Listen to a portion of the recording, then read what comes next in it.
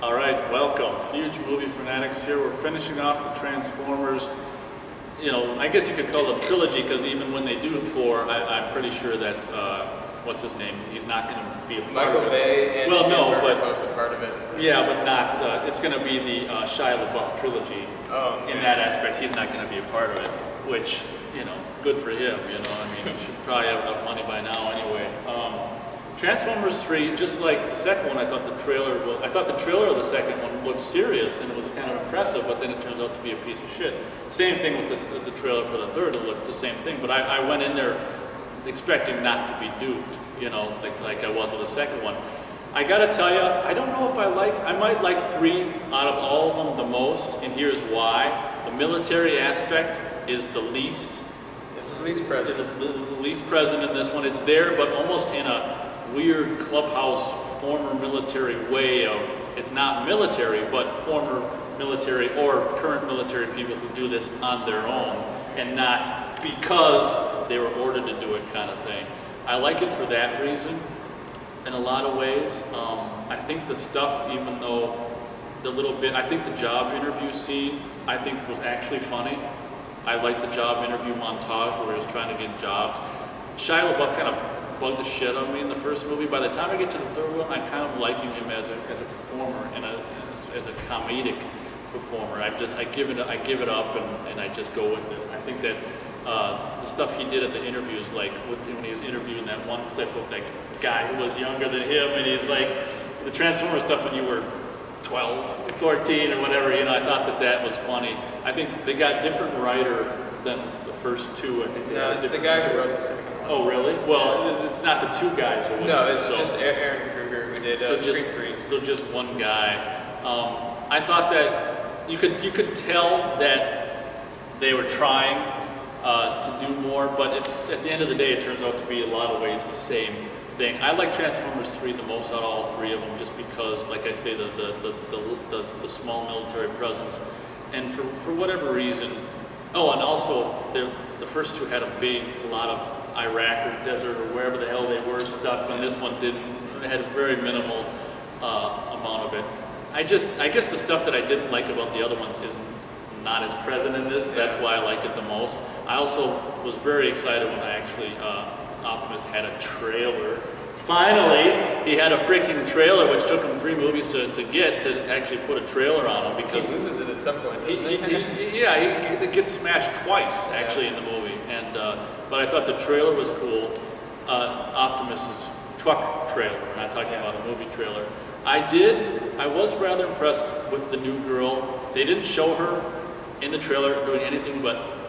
So I was like, oh great, she probably can't even act for crap because they're not even having her do a line. But I was actually kind of, well, her accent I think helps a lot in making a performance that may otherwise be.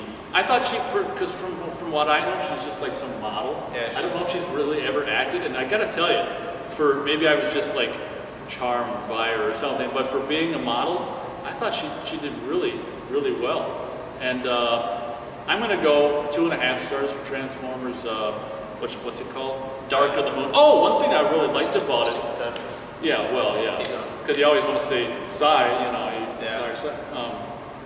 One thing that I really liked about it is kind of what they did in the Iron Man or X-Men First Class, where at the beginning they put in, which I thought was really cool, and it really showed, probably out of anything in the whole movie, showed their attempt to try to do something interesting.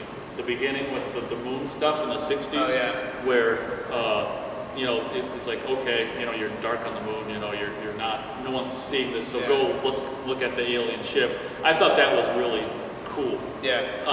And I loved. I didn't know he was in it. I didn't know he voiced a robot. But when I heard Leonard Nimoy's voice, man, I was like, yeah. And that was a huge part of it too. Just by having that voice. I mean, that voice is just so amazing. And what's so cool about it is he did, you know, a voice for the Transformers movie from the 80s. I think he voiced Megatron when he came back as, I forgot what he came back as, but he was a voice in, I don't know what he voiced. I think he came back as Megatron when he came back as whatever he came back as.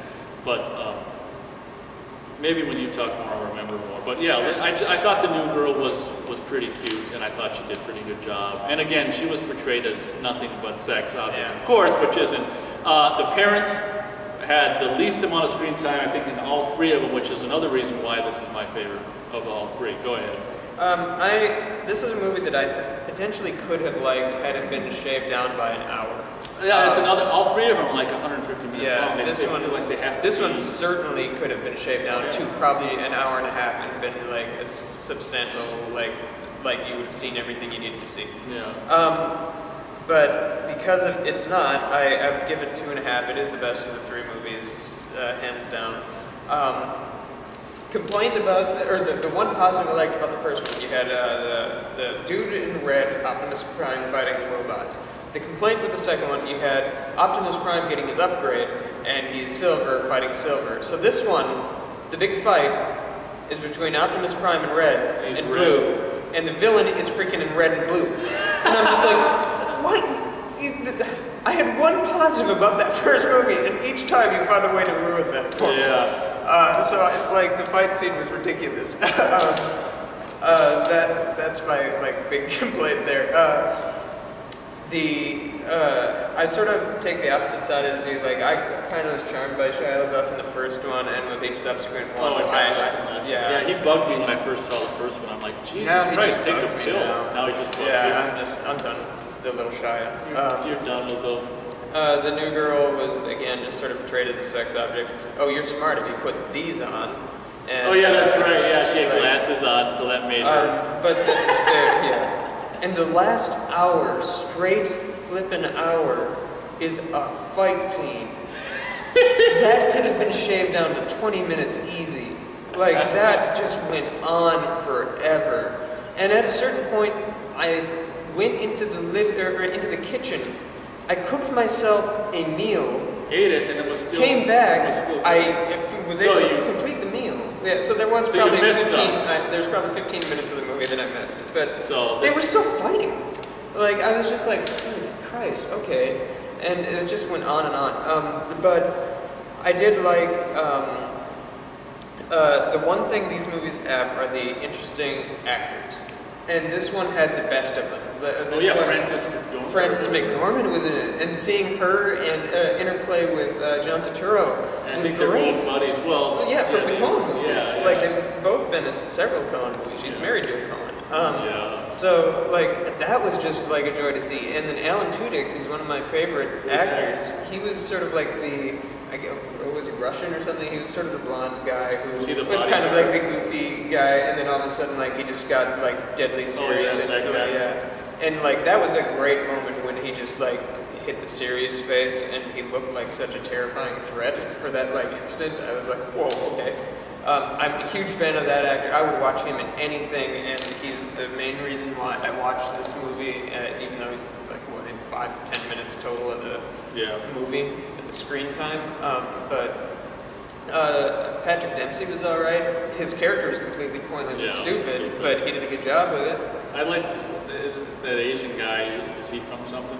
Oh, yeah. I don't watch TV, so I wouldn't know. Is he on Community, I think? I don't know, but I thought he was kind of stupid and funny. Yeah. See, the thing is, by the time you got to 3, I went into the theater going, this is where my expectation is, you know, so just dish it out to me. And I think that it kind of worked. It had something to do with why. I also I just do think it's the best of the 3 anyway. It's flat out the best. You can see some effort put into it. Yeah, to try to have more. I mean, it's still pointless. And breaking it down goes to the visuals. The visuals the movie is so impressive looking, but because it's incoherent to watch, it's not valid entertainment. I mean, you can't really follow. If you can't follow what's happening, then it's hard to. It doesn't matter if you can't root for one or the other. Just based on all of that, it didn't really work for me. It would have been nice if they'd killed somebody too, like to make it just some form of drama impact or something. Human or like Sam's mom. That would have been great. Like, I don't know. Just some form of threat to make, because they're like, this is the big bad, this is the worst it's ever been, but it's no worse than the first two. No, yeah, it's the threat is the threat is just longer, it seems. Well, that's one thing I did like though, is actually transporting. What's it called? What's that planet called? Oh, bringing that down. What's it called? I don't know what it was called. Shit. I can hear his voice saying it, but anyway, the robot planet, actually bringing that to neighbor right next to Earth was cool. And actually there's several shots where you can see it, like it's daytime and you can see it through the, that was really cool. Yeah, I think that threat was a lot more of a threat than any of the threats in the first two movies, because of it's bigger than planet Earth. Yeah. And there it is, you look up in the daylight sky and you see freaking, why can't I think of the damn planet? Anyway, you see it up in the sky. And I did like the tying in of the presidents. They had a digital Kennedy, Nixon, and Obama, that was funny. which I thought was kind of neat.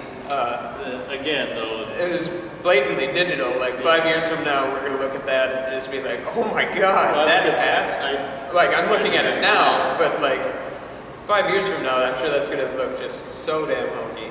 But yeah, in all honesty, I think I may have enjoyed this movie had they just trimmed out most of the ending, and like if they just brought in an editor who was willing to part with scenes that were completely unnecessary, this movie could have been shaved down to 90 minutes easy, and it would have been entertaining. And based on that, I would have enjoyed it. As is, I'd give it 2.5. Like it's easily the best of the three, but it's still that's really not saying a whole hell of a lot. Yeah, it's just passable entertainment as is. A lot of the negatives were toned down, which helped. But so that's Dark of the Moon. Transformers 3. Actually, it's not 3, but Dark of the Moon. Dark of the Moon. Yeah, I guess that about does it.